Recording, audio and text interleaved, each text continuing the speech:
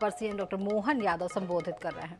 सांसद सुश्री कविता पटदार जी, इस पूरे आयोजन के सूत्रधार महापौर श्रीमान पुष्यमित्र भार्गव जी, हमारे लोकप्रिय विधायक माननीय मधु वर्मा जी, माननीय विधायक श्रीमान रमेश मेंदोला जी, माननीय विधायक महेंद्र हार्डिया जी, इस अवसर पर सुश्री विधायक श्रीमती या सुश्री दीदी माफ करना, सुश्री उषा ठाकुर जी हमारे बीच इस अवसर पर पीसी शर्मा जी उस दिन निमंत्रण देने तो आए थे, बैठे हैं क्या?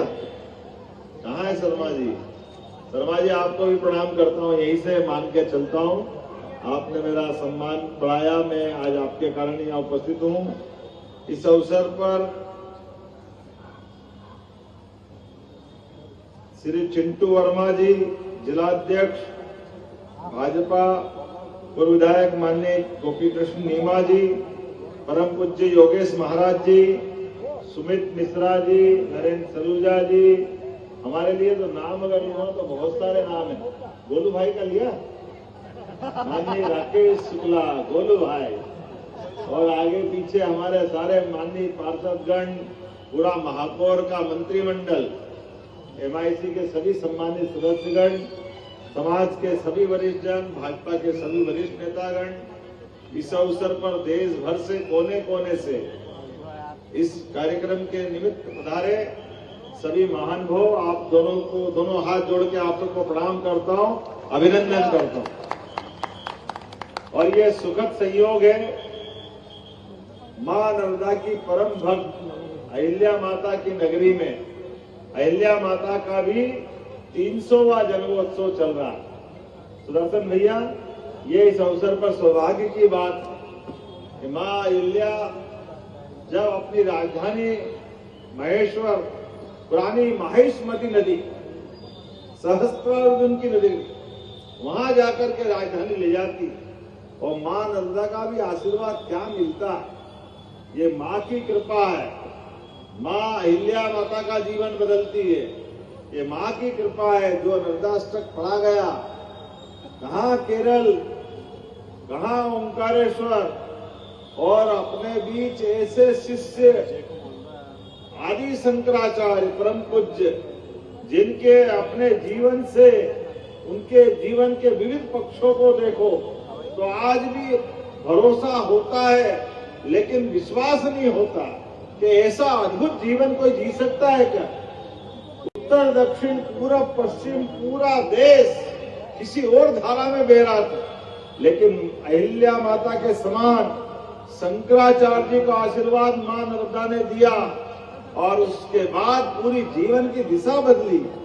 चारों धाम, उड़ीसा, जय जगन्नाथ, रामेश्वरम, दक्षिण का सुदूर समुद्रवर्ती तट, और बर्फ का आज भी वो बद्रीनाथ धाम हमको कंपायमान करता। आज भी जिस 6-6 महीने के दर्शन का क्रम है, लगभग 1200 साल बाद भी उस क्रम के आधार पर उस समय शंकराचार्य कैसे गए आए होंगे।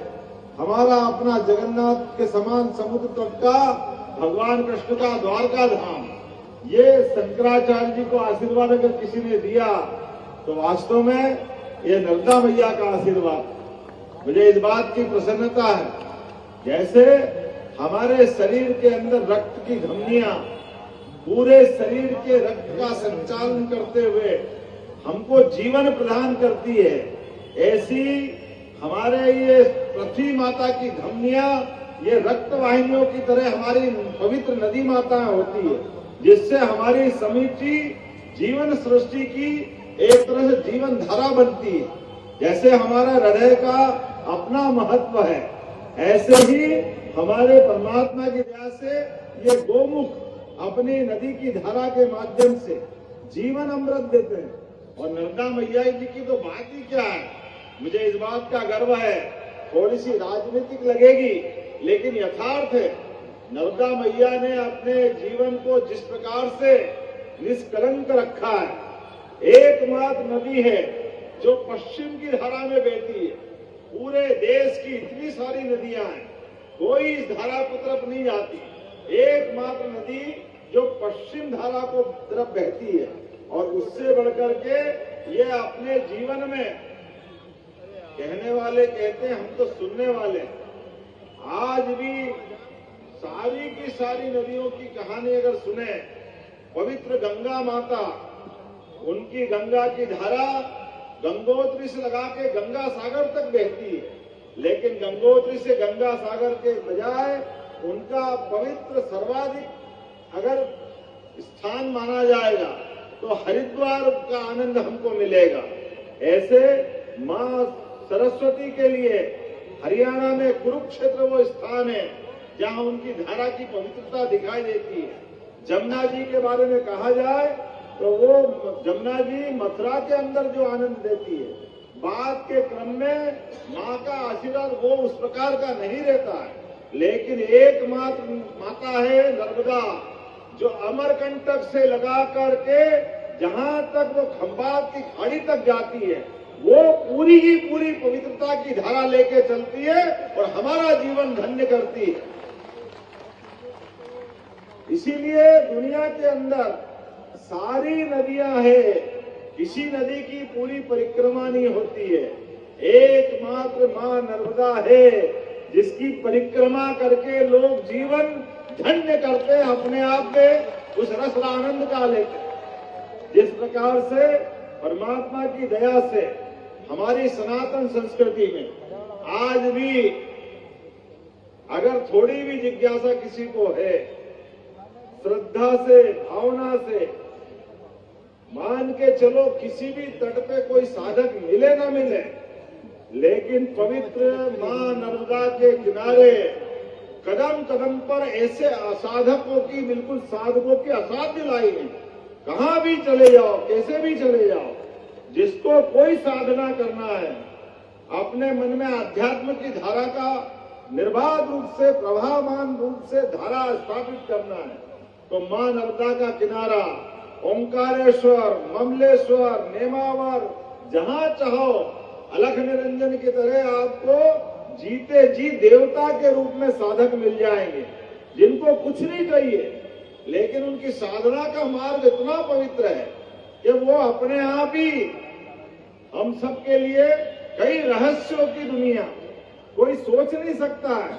इतनी लंबी नर्मदा परिक्रमा हजारों साल से लोग कर रहे हैं और पास में कुछ भी नहीं, लेकिन मां नर्मदा के माध्यम से कोई भूखा नहीं सोता, कोई प्यासा नहीं मरता, कोई बीमार नहीं पड़ता।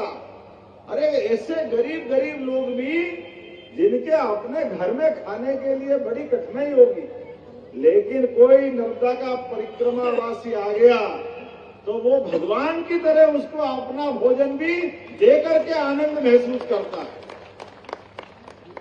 ये श्रद्धा भाव कहीं नहीं है, ये एकमात्र जगह है मां नर्मदा की परिक्रमा के अंदर ही।